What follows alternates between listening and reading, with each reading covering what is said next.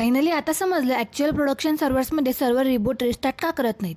नमस्कार मंडळी, मी प्रतीक्षा आणि स्वागत आहे माझे बेरोजगार मुलगी टू डेव्हलप्स इंजिनियर 45 डे चॅलेंजच्या 28व्या दिवशी.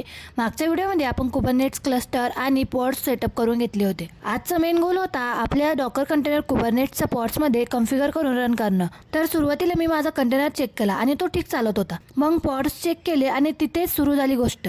पॉड्सच्या बाजूने कनेक्शन रिफ्यूज एरर येत होतं. काळजी वाटली कारण काल सगळं परफेक्ट चाललं होतं. अचानक आज असं काय झालं असेल.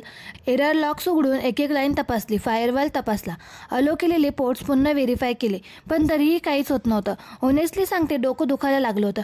मग अचानक विचार आला, एकदा सिस्टीमचा IP तपासून बघूया.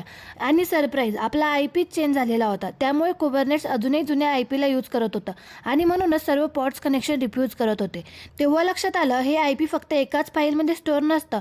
मला 3-4 कॉन्फिग फाईल्समध्ये मॅन्युअली नवीन IP रिप्लेस करून अपडेट करावा लागला.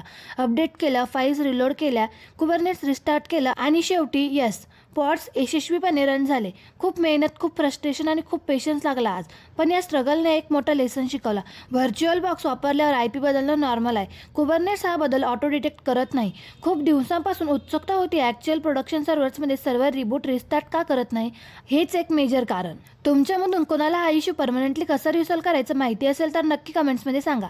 ही नॉलेज कम्युनिटीसाठी खूप युजफुल ठरणार आहे. आजचा दिवस पूर्णपणे R&D, डिबगिंग, फ्रस्ट्रेशन, सॅटिस्फॅक्शन यांनी भरलेला होता. उद्या आपण फायनली आपला प्रोजेक्ट कुबरनेट्समध्ये डिप्लॉय करून कॉन्फिगर करणार आहोत. असा गेला आजचा दिवस, स्ट्रेस, लर्निंग आणि क्लॅरिटीने भरलेला. तर भेटूया उद्या नवीन स्टेप आणि नवीन प्रोग्रेस सोबत अजून एक पाऊल डेव्हलप्स इंजिनियर बनण्याकडे.